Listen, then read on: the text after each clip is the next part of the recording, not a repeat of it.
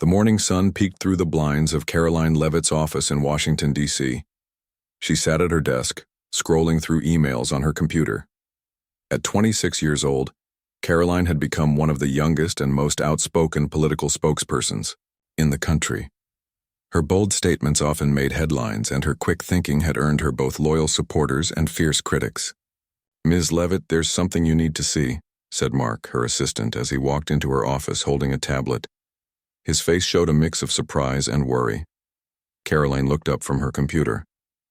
"What is it now? Another hit piece?" Mark shook his head and handed her the tablet. "It's an invitation from The Late Show with Stephen Colbert. They want you as a guest next week." Karoline's eyes widened as she read the email. Stephen Colbert, the famous late-night host known for his sharp humor and liberal views, wanted her on his show. For years, Colbert had made jokes about politicians with her beliefs. His audience was mostly young and liberal, very different from her usual supporters. "Is this some kind of joke?" she asked, looking up at Mark. "I called to confirm. It's real. They want you on Thursday night." Karoline leaned back in her chair and tapped her fingers on the desk. This was unexpected. Most conservative voices like hers avoided Colbert's show, knowing they would face tough questions and possible mockery. But Karoline wasn't like most political spokespersons. "Tell them I'm thinking about it," she said finally, "and get the team together for a meeting in 1 hour." The conference room buzzed with different opinions as Karoline's team of advisors debated the invitation. "It's a trap," said Rebecca, Karoline's media strategist, a woman in her 40s with years of experience managing political appearances. "Colbert will try to make you look foolish. His writers will prepare jokes at your expense, and his audience will laugh at everything you say." "I agree," added Jason, another advisor. "Remember what happened to Senator Mitchell last year? He went on that show thinking he could win over new voters, but Colbert cornered him about his climate change comments. The clips went viral, not in a good way." Karoline listened quietly, taking notes. The risks were clear, but something about this opportunity intrigued her. "What about the reach?" she asked. "Colbert has millions of viewers, many of them young people who never watch our usual media channels." "Yes, but they're not your voters," Rebecca pointed out. "They're college students and coastal liberals, not your base." "Maybe they should be," Karoline said, surprising everyone in the room. "We always talk about expanding our message beyond the usual audience. This could be that chance."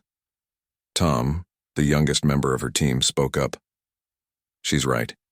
If Karoline can hold her own against Colbert, it could change how some of those viewers see us. They respect people who don't back down." The debate continued for another hour. Some team members saw potential benefits, while others predicted disaster. Finally, Karoline raised her hand to stop the discussion. "I've decided," she announced. "I'm going on the show." 3 days later, Karoline sat in her apartment surrounded by research materials. If she was going to face Stephen Colbert, she needed to be prepared for anything. Her coffee table was covered with notes about current events, policy positions, and even Colbert's interviewing style. Her phone rang. It was Rebecca. "I've been watching clips from Colbert's recent political interviews," Rebecca said without greeting. "He's been focusing on 3 main topics: the immigration bill, the education funding debate, and the president's tax returns." "Send me the clips," Karoline replied. "I want to see exactly how he approaches each topic." After hanging up, Karoline walked to her window and looked out at the city. Was she making a mistake? Politicians from her side of the aisle rarely ventured into what many called enemy territory, liberal-leaning entertainment shows. But Karoline had built her career by breaking norms. At 23, she had become the youngest White House press assistant in history. By 25, she was a national spokesperson with regular TV appearances. Her phone buzzed with a text from Tom. "Found something interesting. Colbert actually gave a fair interview to Governor Reynolds last spring. She came prepared and didn't take his bait. People respected it. Sending the link now." Karoline watched the interview with interest. It was true. When Governor Reynolds stayed calm and answered directly, even bringing facts Colbert wasn't expecting, the host seemed to respect her, even while disagreeing. "That's the approach," Karoline said to herself. respectful but firm, prepared but authentic.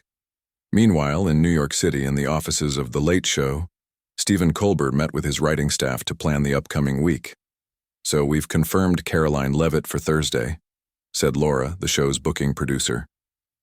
"Honestly, I'm surprised she accepted." "I'm not," Colbert said, removing his glasses to clean them. "She's made a name for herself by facing challenges head-on. That's her brand." "Still, this is different," said Mike, the head writer. "Our audience isn't exactly friendly to her positions." Colbert nodded. "Which is why we need to be careful. This isn't about setting her up to fail. If we do that, we're just confirming what her supporters already believe about us." "So what's the approach?" asked another writer. "We challenge her ideas, not her character," Colbert explained. "We ask the tough questions our audience wants answered, but we give her space to respond. No cheap shots." The team spent hours reviewing Leavitt's recent statements and media appearances. They noted her strengths, quick thinking, good with facts, and potential weaknesses, sometimes too defensive, occasionally speaks before thinking through implications. "We need to prepare for all scenarios," Colbert said as the meeting wrapped up. "If she comes ready for a respectful debate, that's what she'll get. If she comes looking for a fight," he paused, "well, that's a different show." The day before her appearance, Karoline received a call from the show's producer going over logistics. They explained when to arrive, the basic structure of the interview, and asked if she had any questions. "Will there be any surprise segments?" Karoline asked directly. "Games or skits I should know about?" "No surprises," the producer assured her. "Just a straight interview segment, about 10 minutes total, broken by one commercial break." After the call, Karoline met with her team for final preparations. They ran through practice questions, timing her responses to keep them clear and concise. Television required getting points across quickly. "Remember," Rebecca advised, "you're not there to convince Colbert. You're there to speak to the millions watching at home." That night, Karoline couldn't sleep. She kept visualizing different scenarios, rehearsing responses in her head. Around 3 a.m., she got up and wrote a note to herself on her bathroom mirror, something she did before important moments. "Stay true, stay calm, stay focused." The next morning, as she packed her bag for New York, Karoline felt a mix of nervousness and excitement. This could be a disaster or a breakthrough moment. Either way, it would be memorable. What she didn't know was that both she and Colbert had very different ideas about how the interview would go. The stage was set for a television moment that would soon have everyone talking. The black SUV pulled up to the side entrance of the Ed Sullivan Theater in New York City. Karoline Leavitt checked her watch. 4:30 p.m., exactly on schedule. The show wouldn't start recording until 5:30, but guests were asked to arrive early for makeup, sound checks, and a brief meeting with the producers. "Ready?" asked Tom, who had come along as her media assistant. Karoline nodded, took a deep breath, and stepped out of the car. A show assistant was waiting at the door holding a clipboard. "Ms. Leavitt, welcome to The Late Show," the young woman said with a professional smile. "I'm Alicia. I'll be taking care of you today." Alicia led them through a maze of hallways decorated with photos of past guests and memorable show moments. Karoline noticed there weren't many pictures of conservative politicians. "Here's your dressing room," Alicia said, opening a door. "The makeup team will be here in 15 minutes. There's water, coffee, and snacks if you need anything." The dressing room was small but comfortable, with a lighted mirror, a small couch, and a TV monitor showing the stage where the crew was making final adjustments. "Thank you," Karoline said. Once Alicia left, she turned to Tom. "Seems nice enough so far." "Don't get too comfortable," Tom warned. "The real test comes when the cameras are rolling." Karoline sat down and reviewed her notes one last time. She had prepared answers for all the likely questions about immigration, education funding, and recent controversial statements. She had also prepared a few light personal stories, knowing that late-night shows often mixed serious topics with more casual conversation. A knock on the door announced the arrival of the makeup artist, a friendly woman named Maria, who chatted about the weather as she worked. Just as Maria was finishing, Karoline's phone buzzed with a news alert. The president just made a statement about the border situation, Tom said, reading from his phone. You should review it before going on. They might ask about it. Karoline quickly read the statement, making mental notes about how it related to her talking points. This was the challenge of live television. Last-minute developments could change the entire conversation. After makeup, Alicia returned to take Karoline for a sound check on stage. As they walked down the hallway, they passed an open door where several writers were gathered around a table laughing. So then we ask her about the Taylor border comment, and when she defends it, we roll the clip showing the full context, one of them said. She'll either have to admit she was wrong or look like she's doubling down on a mistake. Another writer added, and don't forget to bring up that tweet from last month about... Karoline stopped walking, her face growing tense. Alicia, noticing the delay, turned around. Is everything okay, Ms. Leavitt? I just overheard your writers planning how to trap me during the interview, Karoline said firmly. Is this how you treat all your guests? Or just the conservative ones? Alicia looked embarrassed. I'm sorry you heard that. Let me get the executive producer. Within minutes, a tall man in his 50s approached. Ms. Leavitt, I'm David Klein, executive producer. I understand there's been a misunderstanding. I wouldn't call it a misunderstanding when I clearly heard, your team planning how to embarrass me on air? Karoline replied, her voice steady but firm. David sighed. What you heard was one possible approach being discussed. We prepare multiple angles for every interview. Stephen doesn't ambush guests. That's not his style. Really? Because it sounds exactly like what my team warned me about. Karoline crossed her arms. I came here for a fair conversation, not to be the punchline of your jokes. Tom stepped forward. Maybe we should reconsider this appearance. The situation was growing tense when a new voice joined the conversation. What's going on here? Stephen, Colbert himself had appeared in the hallway, alerted by the commotion. David quickly explained the situation. Colbert listened, then turned to Karoline. Ms. Leavitt, may I speak with you privately for a moment? Karoline hesitated, then nodded. They walked to a small meeting room nearby, leaving their teams in the hallway. Inside the room, Colbert gestured for Karoline to take a seat. First, let me apologize for what you overheard. My writers explore many angles, but I make the final decisions about interviews. Karoline maintained her professional demeanor. And what have you decided about my interview? Colbert leaned forward slightly. I've decided to have a real conversation. Yes, I'll challenge you on positions I disagree with. That's my job. But I won't set you up to fail. That's not good television, and it's not what I do. Your show has a history of being tough on people with my beliefs, Karoline pointed out. Yes, we challenge conservative viewpoints. We also challenge liberal ones. But there's a difference between challenging ideas and attacking people, Colbert replied. Look, we both know this interview will have tense moments. We disagree on fundamental issues. But I respect that you had the courage to come on the show. Karoline studied his face, trying to determine if he was being honest. In person, away from the camera and stage persona, Colbert seemed sincere. What exactly do you want from this interview? She asked directly. Good television, Colbert answered honestly. And what makes good television isn't embarrassing a guest, it's authentic conversation. Agree or disagree, my audience respects people who stand by their beliefs and can defend them thoughtfully. Karoline considered his words. She had prepared for a hostile environment, but maybe there was a path to a productive conversation. All right, she said finally. But I want your word that you won't edit the interview to make me look bad after we're done. The interview airs live. What happens, happens, Colbert assured her. No editing tricks. They reached an understanding and returned to the hallway where both teams were waiting anxiously. We're good, Colbert announced. Let's proceed with the sound check. As the show's start time approached, Karoline sat in her dressing room reviewing her notes one last time. The backstage confrontation had rattled her more than she wanted to admit. Tom noticed her tension. You okay? He asked. Fine, she replied, automatically then reconsidered. Actually, I'm not sure. That hallway incident has me second-guessing everything. Trust your instincts, Tom advised. You've handled tough interviews before. "Not like this," Karoline said.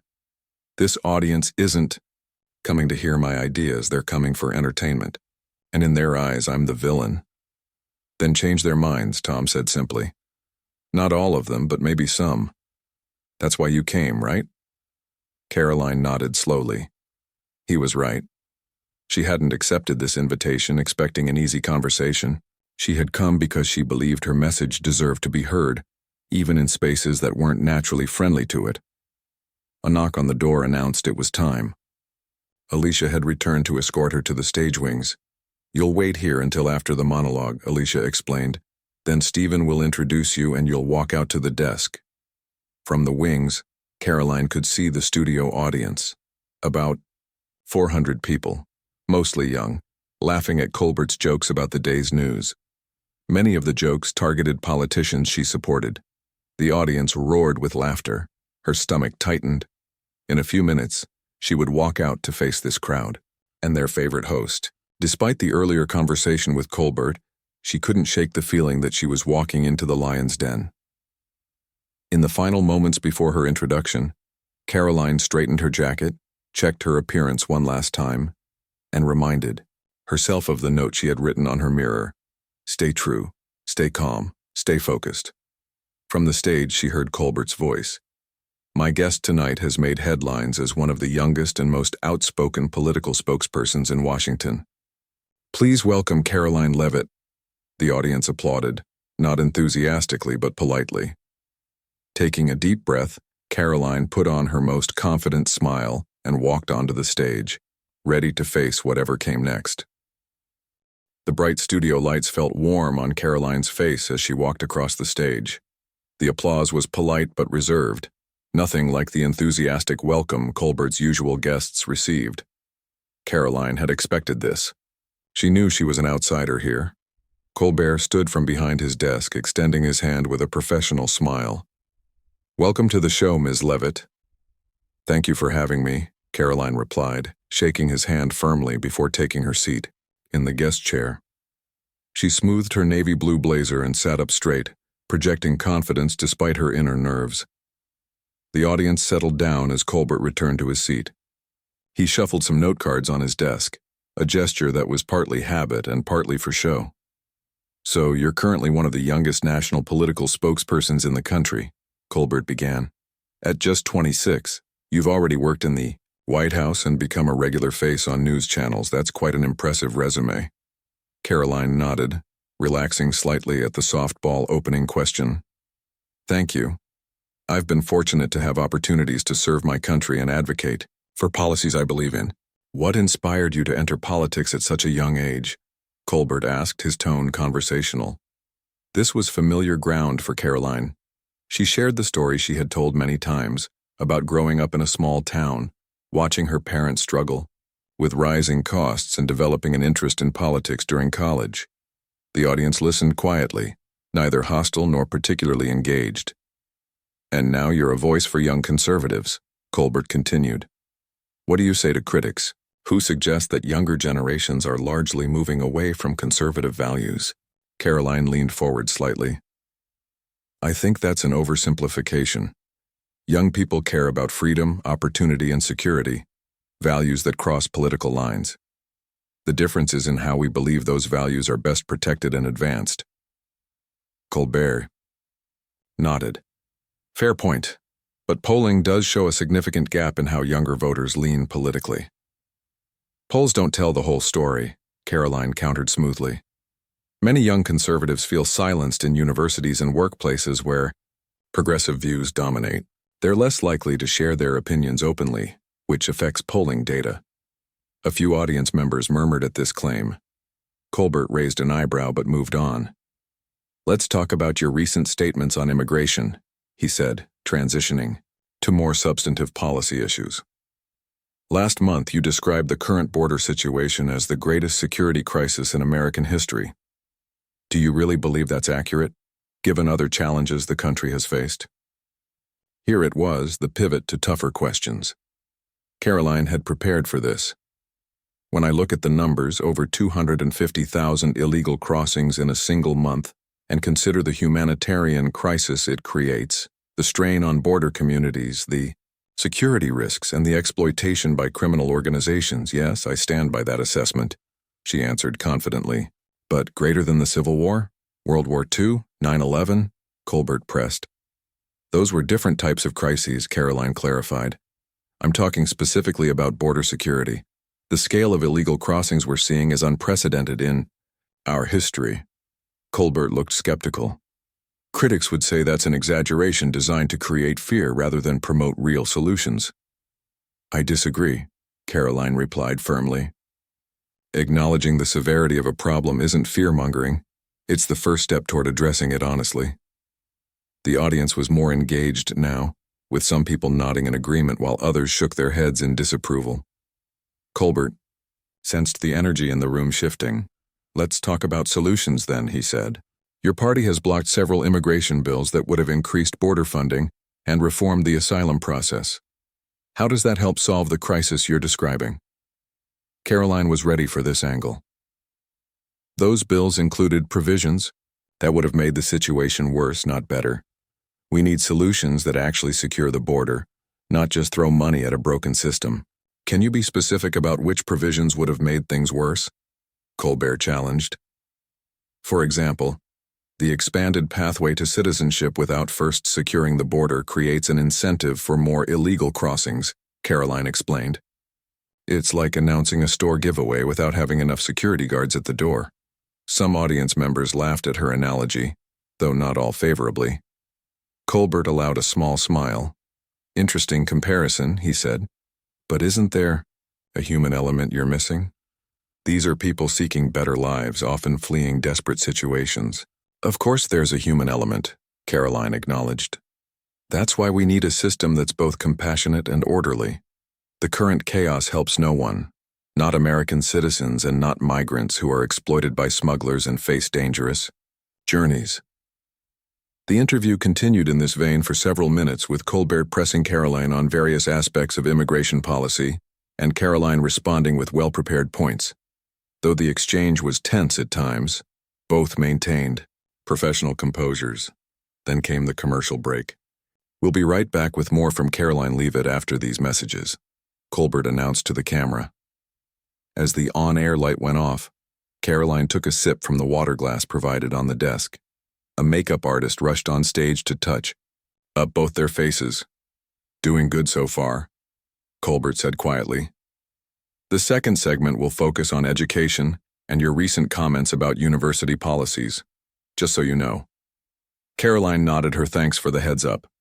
Tom appeared briefly at the edge of the stage, giving her a thumbs-up signal. During the break, Karoline noticed some audience members talking animatedly among themselves. A few were looking at their phones, possibly checking facts from the discussion, or sharing opinions on social media. The atmosphere in the studio felt charged with tension. A producer counted down, back in 5, 4, 3. The last two numbers were silent, with fingers held up to signal the countdown. The on-air light illuminated again, and Colbert turned back to the camera with his characteristic smile. We're back with Karoline Leavitt, political spokesperson, and advocate for conservative policies. Let's shift gears a bit. Recently, you've been vocal about what you call indoctrination in higher education. That's a strong word.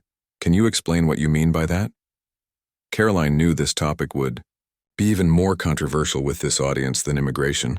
Many of Colbert's viewers were college-educated liberals who would strongly disagree with her views on this issue. What I mean is that many universities have become environments where only one political perspective is tolerated, she began.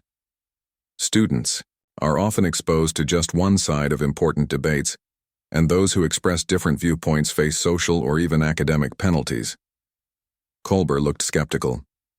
Do you have evidence of this systematic indoctrination, or are we talking about anecdotes that might not represent the full picture? There's plenty of evidence, Karoline countered. Studies show that in many humanities departments, liberal professors outnumber conservative ones by ratios of 20-1 or higher. Campus speakers with conservative viewpoints are routinely protested or disinvited, and many students self-report feeling unable to express their views openly. Couldn't that imbalance simply reflect that more academics happen to hold progressive views? Colbert suggested. rather than some coordinated effort to indoctrinate students. The audience murmured approval at Colbert's question. If it were just a natural distribution of viewpoints, we wouldn't see the systemic exclusion of conservative perspectives from curricula and campus discussions, Karoline responded. And we wouldn't see the hostility directed at students and faculty who express non-progressive views. As the conversation about education continued, the audience became more vocal, sighing, occasionally applauding Colbert's points, or reacting with murmurs to Karoline's answers. The temperature in the room seemed to rise as the interview moved into increasingly controversial territory. Colbert noticed the audience's growing reactions and tried to maintain control of the conversation. Let's be specific here. Can you give an example of what you consider indoctrination in a typical college classroom? Karoline sensed this could be a turning point in the interview. How she answered this question could either keep the conversation productive or send it spiraling into a heated argument. She took a breath, determined to make her point clearly without inflaming tensions further. When students in a political science class are assigned readings that present only one side of major policy debates, that's a problem, she said carefully. When history is taught through only one ideological lens, that's a problem. When students feel they need to write papers that align with their professor's views to get good grades, that's a problem. These aren't just anecdotes, they're patterns reported by students across the country. The audience was fully engaged now, their reactions visible and audible. The friendly conversation from the beginning of the interview had transformed into something more intense, a debate that was quickly moving toward confrontation. Colbert leaned forward, his expression growing more serious. The light banter from earlier had completely disappeared. "You've made some strong claims about education," he said, "but many educators would say they're simply teaching facts and critical thinking, not pushing any agenda." "I respect teachers," Karoline replied. "Most are dedicated professionals, but the system they work in has become increasingly one-sided. When survey after survey shows that students are afraid to express certain viewpoints in class, we should all be concerned." A woman in the front row of the audience shook her head visibly. Colbert noticed and used it as a transition. "It seems some of our audience members disagree," he said. "Let me ask you this. Couldn't it be that some conservative viewpoints are just becoming less popular because they don't hold up to scrutiny?" The audience applauded this question. Karoline waited for the noise to die down. "That's exactly, though, kind of dismissive attitude that concerns me," she said firmly. "Instead of engaging with different perspectives, there's an attempt to declare them invalid or outdated." "I'm not being dismissive," Colbert countered. "I'm asking a legitimate question. Isn't it possible that some ideas simply don't survive when exposed to facts and debate?" "Of course," Karoline agreed. "Bad ideas should be challenged, but that requires allowing all perspectives to be heard in the first place, which isn't happening on many campuses." Colbert tapped his pen on his desk, a sign that he was preparing to shift the conversation. "Speaking of perspectives being heard, I'd like to play a clip of something you said last month about media bias." Karoline tensed slightly. This was not something they had discussed backstage. "Sure," she said cautiously. Colbert turned to face a monitor. The audience and Karoline watched as the screen showed a clip from a recent news interview. In it, Karoline was saying, "The mainstream media has become nothing but a propaganda arm for the left. They're not even pretending to be objective anymore." As the clip ended, Colbert turned back to Karoline. "Pretty strong statement. Do you really believe that all mainstream journalists are just propagandists?" "I didn't say all journalists," Karoline clarified. "There are still good reporters doing important work. But major media organizations have clear biases that affect their coverage." "Including this show?" Colbert asked with a raised eyebrow. "Your show is comedy and commentary, not news," Karoline replied diplomatically. "You're open about your perspective. My concern is with outlets that claim to be neutral while clearly favoring one side." Colbert wasn't letting it go. "But you said, and I quote, 'The mainstream media has become nothing but a propaganda arm for the left.' That sounds like you're painting with a very broad brush." Karoline felt her frustration growing. The conversation was moving away from substance and toward gotcha moments. She decided to push back. Let me ask you something, she said. Do you think conservative viewpoints get fair treatment in most major news outlets? I think factual reporting sometimes contradicts certain positions, and that gets labeled as bias, Colbert responded. That's not answering my question, Karoline pressed. And I don't think you answered mine, Colbert countered. The tension in the studio was palpable now. Some audience members were shifting uncomfortably in their seats, while others seemed to be enjoying the increasingly heated exchange. Let me be clear, Karoline said, trying to regain control of the conversation. I believe in a free press. I believe journalism is essential to democracy. What I'm criticizing is the lack of viewpoint diversity in major newsrooms and the double standards in how stories are covered. Fair enough, Colbert said. But I want to dig deeper into some specific claims you've made. He turned again to the monitor. Let's look at another clip.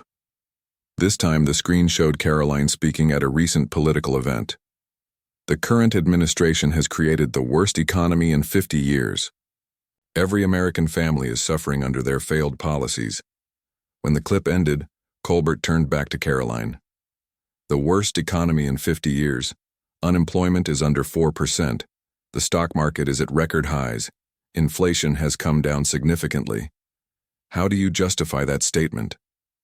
Karoline had not expected this montage of her previous statements. This felt like exactly the kind of ambush she had been worried about. Those statistics don't tell the whole story, she said, maintaining her composure despite her rising anger. Real wages haven't kept up with costs for many families. Housing prices are at record highs, and many working-class Americans are still struggling. But the worst economy in 50 years, Colbert repeated. Worse than the 2008 financial crisis. Worse than the COVID crash? People are hurting, Karoline insisted. The economic pain is real, regardless of what cherry-picked statistics suggest. Is it cherry-picking to use standard economic measures? Colbert asked. The audience laughed.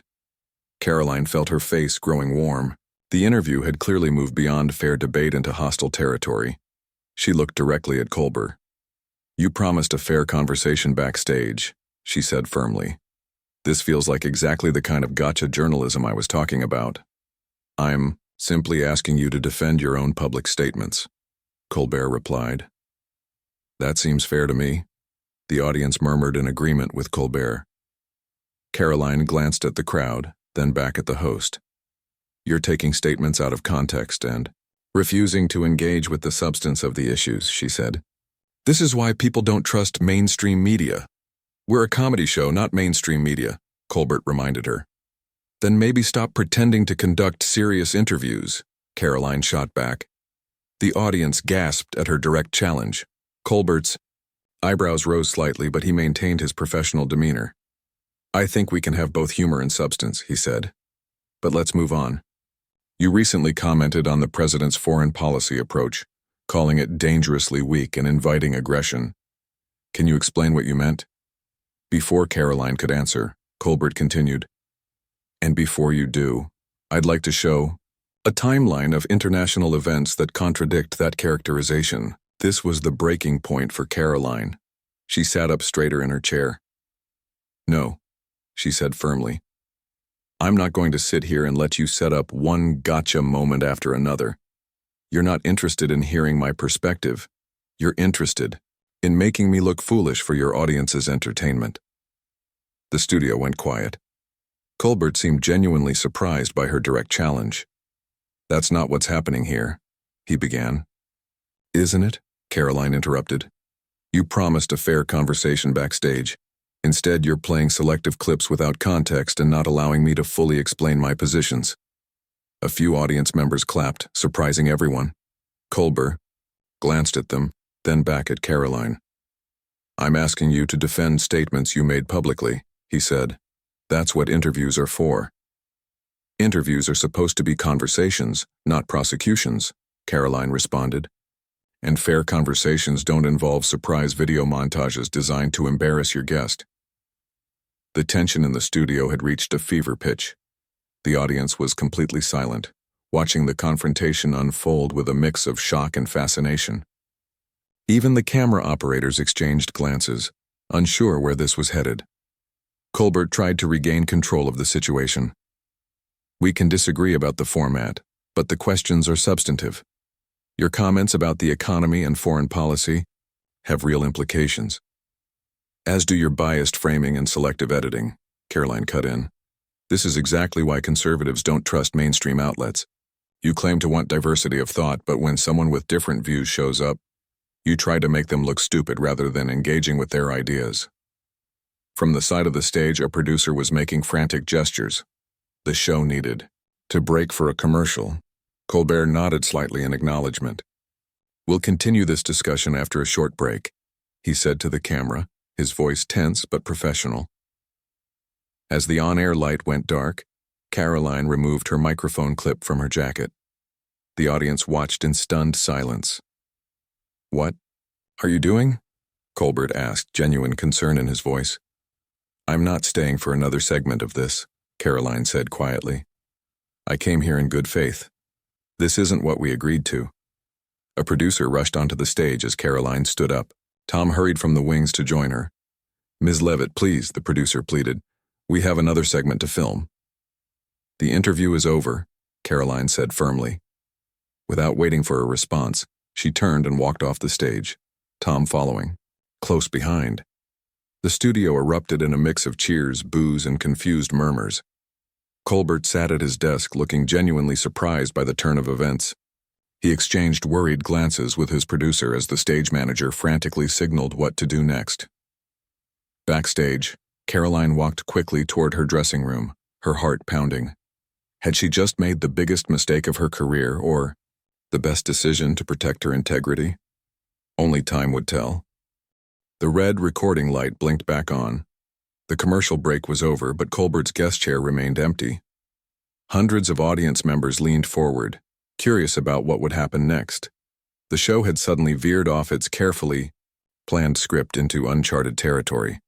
Colbert adjusted his tie and looked directly into the camera. His usual confident smile was replaced by a more serious expression. Welcome back to The Late Show, he said. As you may have noticed, our guest Karoline Leavitt has decided to conclude her interview early. A mixture of applause, boos, and murmurs rippled through the audience. Colbert raised his hand slightly, calling for quiet. We had hoped to have a substantive conversation about important issues facing our country. While we may disagree on policy, I always aim to provide a forum for diverse viewpoints on this show. Behind the scenes, chaos reigned. Producers huddled in urgent conversation, trying to decide how to fill the remaining time. The show's head writer scribbled notes furiously, preparing material for Colbert to use. Meanwhile, in her dressing room, Karoline was gathering her belongings with quick, angry movements. Tom stood nearby, phone in hand. The network executive is demanding you come back out, he said. They're threatening to make this a much bigger story if you don't finish the segment. Let them, Karoline replied, her voice steady despite her flushed face. I'm not going back out there to be ambushed again. What's our plan? Tom asked, already typing on his phone. Social media is exploding. We need to get ahead of this. Karoline paused, taking a deep breath. The adrenaline of the moment was beginning to subside, allowing her to think more strategically. Get the car ready, she said. As soon as we leave the building, I want to go live on social media. We'll tell our side before they control the narrative. A sharp knock interrupted them. David Klein, the executive producer, entered without waiting for a response. Ms. Leavitt, please reconsider, he said. We can reset the conversation. Stephen is willing to take a different approach for the final segment. The time for that was before you planned an ambush with those video clips, Karoline replied firmly. We're leaving. Klein's professional demeanor cracked slightly. You're making a mistake. Walking out like this will only reinforce stereotypes about conservatives not being willing to face tough questions. Karoline turned to face him directly. And what you did out there reinforces everything we've been saying about media bias. I came prepared for tough questions. I wasn't prepared for a public trial with selectively edited evidence. On stage, Colbert was handling the unexpected situation with the skill of a veteran performer. He had pivoted to a monologue about the importance of civil dialogue in divided times. "We live in a country where people can walk away from conversations they don't like," he said to the audience. "That's freedom. But democracy works best when we stay at the table even when it's uncomfortable." Some audience members applauded enthusiastically, while others sat with arms crossed, clearly sympathetic to Karoline's position. Security guards escorted Karoline and Tom through a side exit to avoid the main lobby where audience members would soon be leaving. As they stepped outside into the cool evening air, camera flashes greeted them. Word had somehow leaked to photographers who were now waiting outside. "Ms. Leavitt, why did you walk off the show?" one reporter called out. "Was this planned all along?" shouted another. Karoline kept walking toward her waiting car, maintaining a composed expression despite the chaos. Tom shielded her from the most aggressive photographers as they made their way to the vehicle. Inside the car, Karoline immediately took out her phone. "Start recording," she told Tom. As Tom held up his phone to film her, Karoline looked directly into the camera. "I want to speak directly to everyone who saw what happened tonight on The Late Show," she began. "I accepted that invitation in good faith, hoping for a challenging but fair conversation. What happened instead was a calculated attempt to embarrass and misrepresent my positions." Tom gave her a thumbs up as he posted the video live to her social media accounts. Within minutes, thousands of people were watching. Back at the studio, the show had continued. The band played an extended set while producers scrambled to adjust the program. One of the planned later guests was moved up to fill Karoline's spot. Behind the scenes, network executives were already in emergency meetings. "This is going to be everywhere by morning," one executive said, watching Karoline's live stream on his phone. "We need to decide on our position now." "Stephen didn't do anything wrong," another argued. "He asked tough but fair questions. Guests don't get to dictate the interview." "That's not how it's playing online," the first executive responded. The clips of those surprise videos followed by her walking off are already trending. Half the comments are calling it a setup. As the executives debated, the audience was filing out of the studio. Many were already on their phones, sharing their first-hand accounts of what they had witnessed. "She couldn't handle basic questions," one young woman told her friend. "If you make public statements, you should be ready to defend them." "I don't know," her companion replied. "Those video clips felt like a gotcha moment. I'm not sure I blame her for walking out." By midnight, the story had exploded across social media and news sites. Leavitt walkout and the Colbert ambush were both trending nationally. Political commentators on both sides rushed to offer their takes. Conservative media praised Karoline for standing up to liberal media bias and refusing to participate in a public humiliation. Liberal outlets criticized her for running away from accountability and being unable to defend her own statements. In her hotel room, Karoline sat with her team, watching the coverage unfold. Her phone hadn't stopped buzzing with notifications since she left the studio. "Your follower count is up 30% already," Rebecca reported, looking at the analytics. "And you've got interview requests from every major network, including some who wouldn't touch us before," Tom added. "This is actually working in our favor." Karoline wasn't celebrating yet. "What's the broader reaction? Not just our supporters." "Mixed," Rebecca admitted. "But better than we might have expected. A lot of people who don't agree with you politically are saying they understand why you walked out."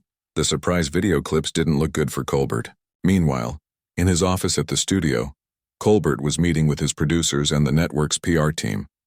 The mood was tense. "We need to release a statement," the PR director insisted. "The narrative is getting away from us." "What exactly do they want me to apologize for?" Colbert asked, frustrated. "Asking a public figure to explain her public statements?" "It's not what you asked, it's how," David Klein said carefully. The surprise video clips changed the tone of the interview. "We didn't tell her those were coming." "That's standard interview procedure," Colbert argued. "We don't give guests advance notice of every question." "Maybe we should have in this case," Klein suggested, especially after she raised concerns backstage. The next morning, both sides released official statements. The show's statement emphasized their commitment to challenging conversations with guests from across the political spectrum. and expressed disappointment that Ms. Leavitt chose to end the interview rather than address questions about her public positions. Karoline's statement was direct. "I welcome tough questions and honest debate. What I experienced last night was neither. It was a choreographed attempt to create a viral moment at my expense rather than a good faith discussion of important issues." As the days passed, the incident became more than just another viral moment. It sparked broader conversations about media bias, interview ethics, and the growing division in American political discourse. Opinion pieces analyzed every moment of the interview, the body language, the choice of clips, the audience reactions. A week later, viewership data showed that the episode had been Colbert's most watched in months. Karoline's social media following had nearly doubled, and she had received invitations to speak at several major conservative conferences. Both had, in different ways, benefited from the confrontation, but the incident also reinforced the walls between political tribes. Those who already distrusted mainstream media saw confirmation of their suspicions. Those who believed conservatives were unwilling to face scrutiny saw evidence of that as well. In her apartment in Washington, D.C., Karoline looked out at the city skyline, reflecting on the whirlwind week. Her phone buzzed with a notification about another article analyzing the incident. "Any regrets?" Tom asked, seeing her thoughtful expression. Karoline considered the question carefully. "No," she finally said. "Sometimes you have to walk away from a table where the game is rigged, but next time, I'll be even better prepared for whatever they throw at me." In New York, Colbert was preparing for that evening's show. The incident had largely faded from the headlines, replaced by newer controversies and viral moments. But something about it still bothered him. "We could have handled it better," he admitted to his head writer. Not the questions themselves, but the approach. "Next time," the writer suggested. "If there is a next time," Colbert replied. "Something tells me Ms. Leavitt won't be accepting our invitations anytime soon." In Washington and New York, in two very different worlds that occasionally collided on television screens, both Carol